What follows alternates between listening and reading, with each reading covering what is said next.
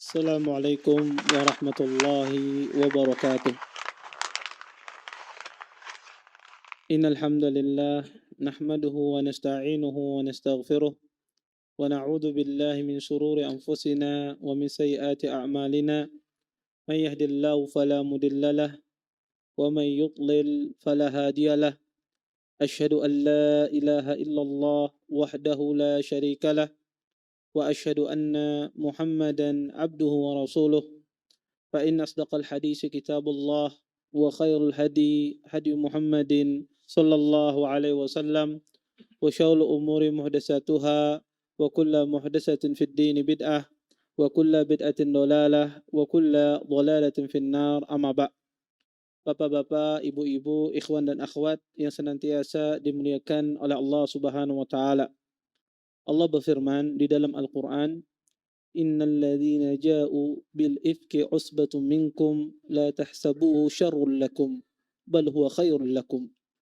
Kata Allah Subhanahu wa taala, sesungguhnya yang datang dengan membawa berita dusta, dia adalah golongan dari kalian. Janganlah engkau anggap itu sebuah keburukan, tetapi itu merupakan kebaikan untuk engkau. Ayat ini turun berkenaan peristiwa yang luar biasa yang menimpa keluarga Nabi SAW. Diriwayatkan dari Imam Ahmad dan juga diriwayatkan oleh Imam Bukhari di dalam sahihnya, Aisyah radhiyallahu taala anha menceritakan sendiri peristiwa ini. Kata Aisyah, "Kana Rasulullah sallallahu alaihi wasallam idza arada an yakhruja safaran aqra'a baina azwajihi fa'ayyatuhunna kharaj sahmaha." Kata Aisyah, dulu Nabi SAW ketika beliau ingin safar, beliau mengundi di antara istri-istri beliau siapa yang menemani beliau untuk safar. Kemudian kata Aisyah, "Fakharja sahmi," maka keluarlah namaku.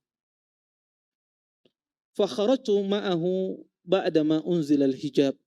Kemudian saat itu aku keluar bersama Nabi SAW, dan pada saat itu sudah turun ayat tentang masalah hijab. Kemudian kata Aisyah, ketika kami beranjak pulang dari peperangan menuju kembali ke kota Madinah, kami beristirahat di perjalanan dan aku turun, kata Aisyah, untuk menyelesaikan hajatku. Ketika aku kembali, aku mendapati di dadaku tidak ada kalungku. Kata Aisyah, falamastu fi sadri, saya pun meraba-raba di dada saya tidak mendapatkan kalungku. Kemudian aku kembali mencari kalung tersebut. Sehingga pasukan yang beristirahat tadi pun mereka kembali melanjutkan perjalanan menuju kota Madinah. Dan kata Aisyah, wa kana an-nisa'id khifafan. Pasukan yang sahabat yang ditugasi oleh Nabi untuk membawa Aisyah di atas tanduannya, mereka tidak sadar bahwasanya Aisyah belum kembali. Karena pada saat itu, kata Aisyah, wanita-wanita itu kurus badannya. Kemudian aku pun, kata Aisyah, menunggu di tempat aku ditinggalkan dan aku tertidur. Pada saat itu lewatlah seorang sahabat yang mulia bernama Safwan ibnu Mu'attal as-Sulami. Ketika itu Safwan melihat Aisyah tertidur dan beliau sengaja ditugasi oleh Nabi untuk berada di akhir pasukan, untuk memutiki apa yang tersisa dari pasukan tersebut. Pada saat itu Safwan melihat Aisyah tertidur. Dan Safwan mengetahui wajah Aisyah sebelum turunnya hijab. Karena Safwan pernah melihat wajah Aisyah sebelum turunnya ayat tentang masalah hijab. Kemudian melihat demikian, Safwan pun beristirja. Inna lillahi wa inna ilaihi raji'un. Kata Aisyah, maka aku pun terbangun dengan istirjanya Safwan. Pada saat itu Safwan pun mempersilahkan Aisyah untuk menaiki onta beliau. Kemudian Safwan pun menuntun onta tersebut tanpa melihat Aisyah. Sampailah masuk ke kota Madinah. Pada saat itu kata Aisyah, fahalaka man halak. Pada saat itu tersebarlah fitnah yang luar biasa. Wa kana alladhi tawalla al-ifk Abdullah ibn Ubay ibn Salul. Dan pada saat itu yang menyebarkan berita dusta luar biasa adalah kelompok munafikin, yaitu Abdullah bin Ubay bin Salul.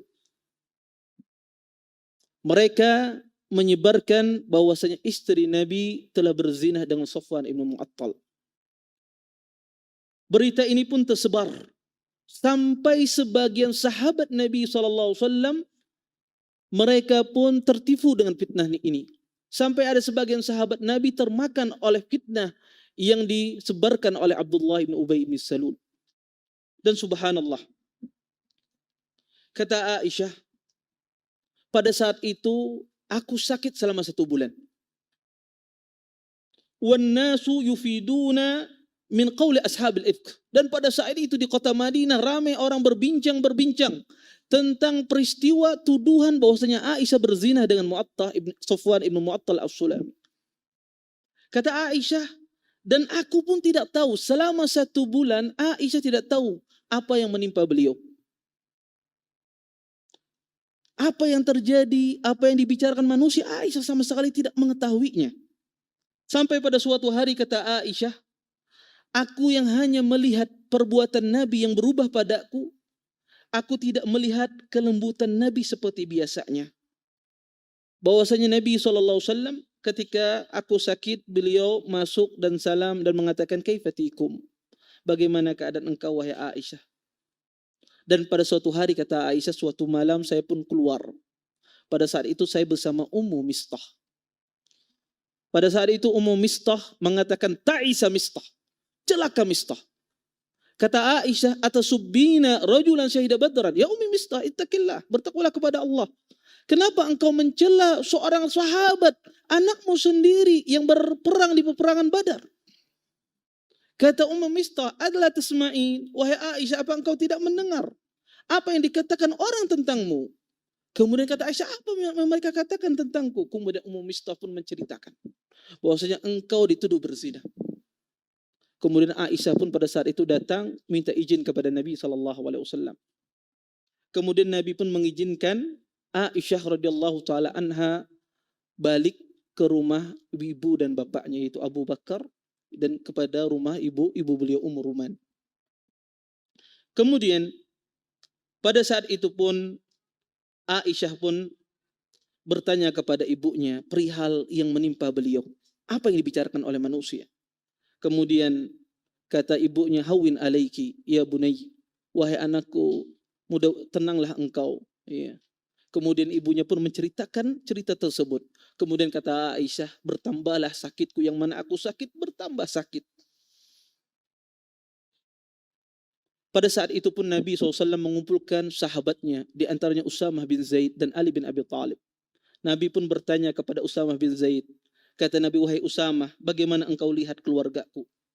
Kemudian kata Usamah, ma alimtu fi ahlika illa khaira. Demi Allah wahai Rasulullah, aku tidak mengetahui pada keluargamu kecuali sesuatu yang baik. Kemudian Nabi pun bertanya kepada Ali bin Abi Thalib. Pada saat itu Ali bin Abi Thalib menyarankan Nabi untuk bertanya kepada Barirah. Karena Barirah itu adalah budak yang dibebaskan oleh Aisyah.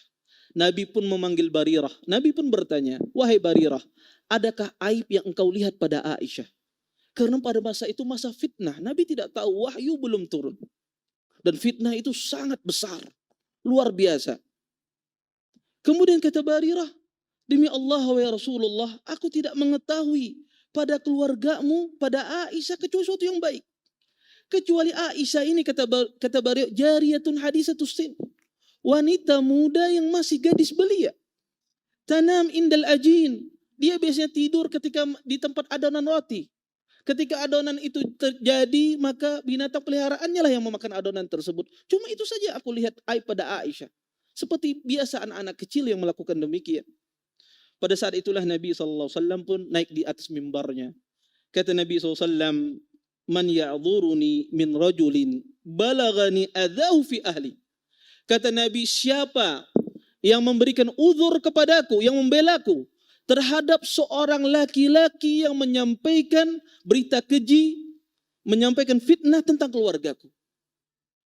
Kemudian salah seorang sahabat Nabi SAW yang bernama Sa'ad ibn Mu'ad, wahai Rasulullah, kalau seandainya yang menyebarkan fitnah tersebut dari bangsa Aus, la nadribanna unaqah.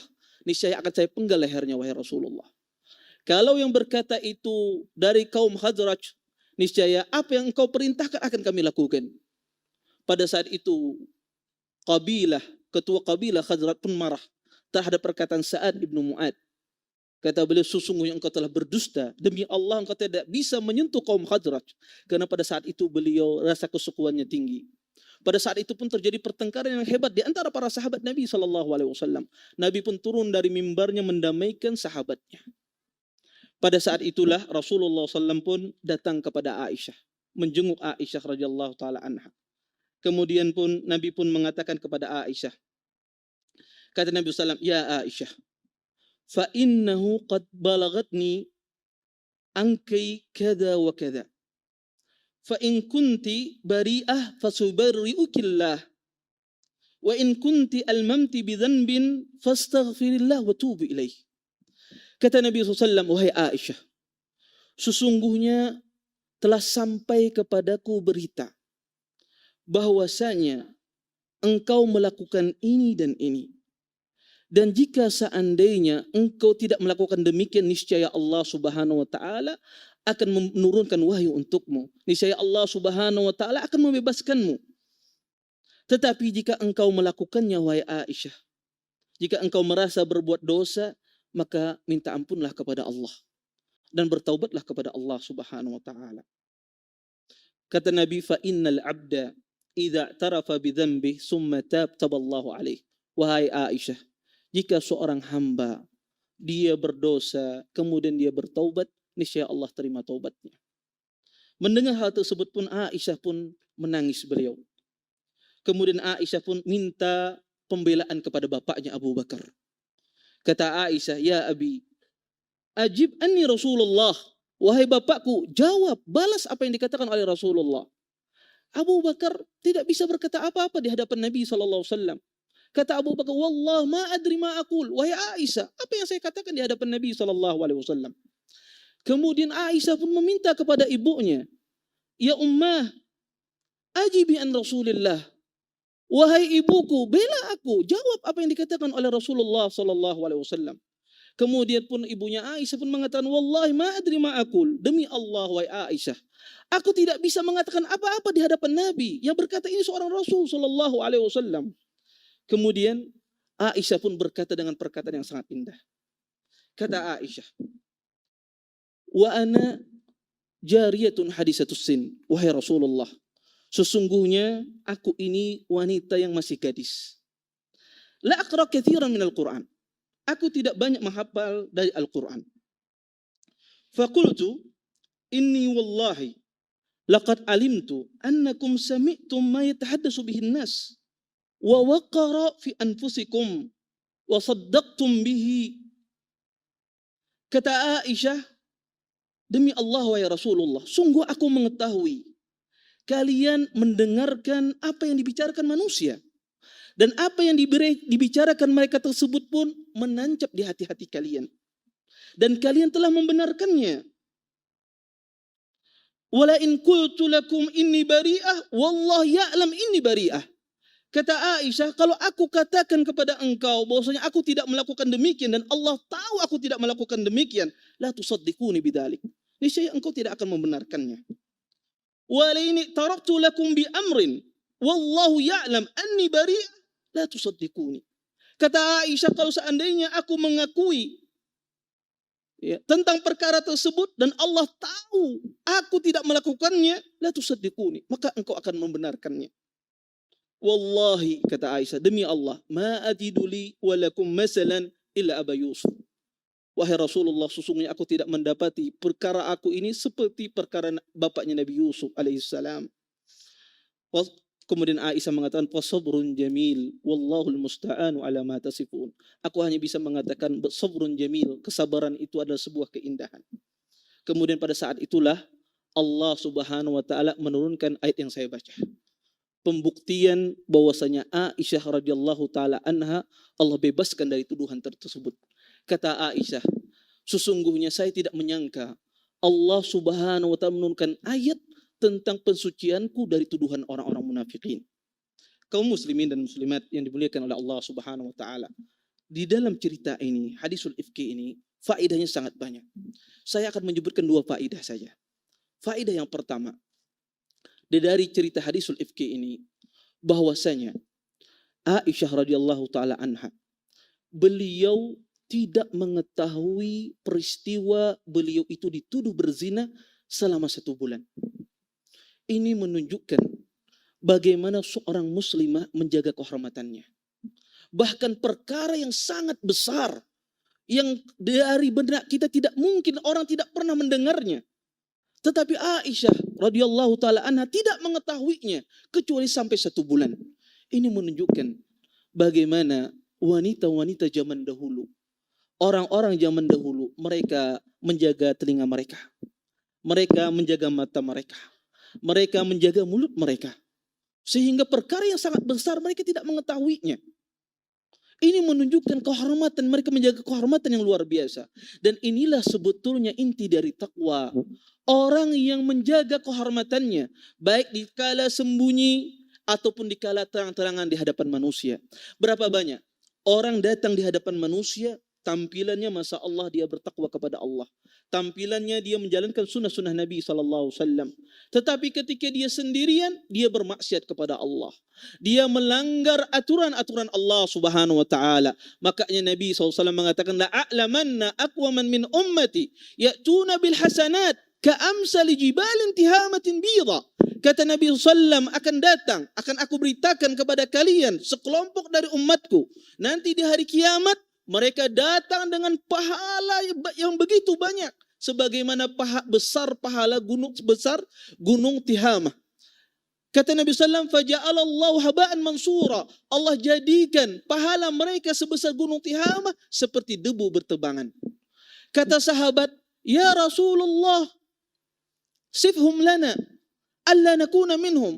Wahai Rasulullah, kata sahabat, beritakan kami siapa mereka. Sifati kami siapa mereka, agar kami tidak termasuk dari mereka.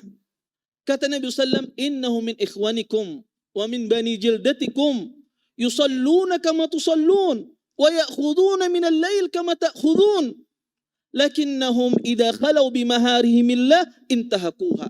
Kata Nabi SAW, sesungguhnya dia adalah saudara kalian, dari anak keturunan kalian. Mereka solat sebagaimana kalian solat.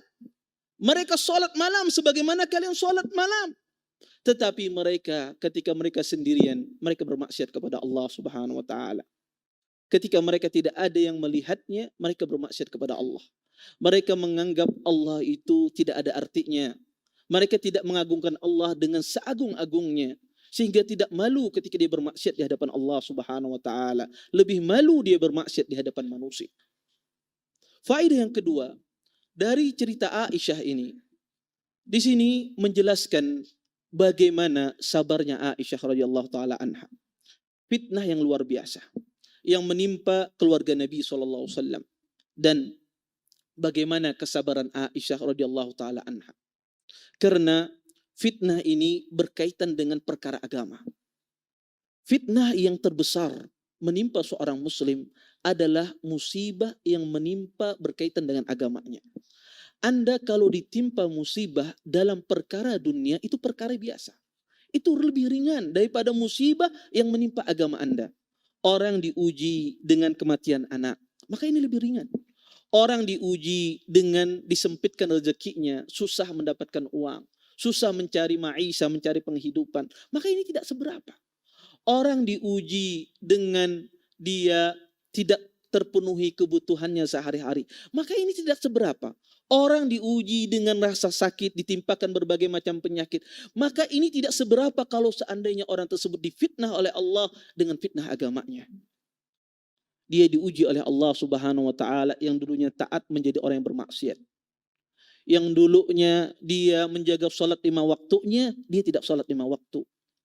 Yang dulunya dia menjalankan sunnah-sunnah Nabi SAW, dia tinggalkan sunnah Nabi SAW satu demi persatu.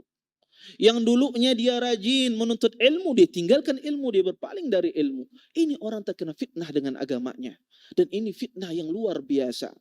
Makanya Nabi SAW sering beliau meminta kepada Allah agar diberikan ketetapan hati oleh Allah Subhanahu wa taala.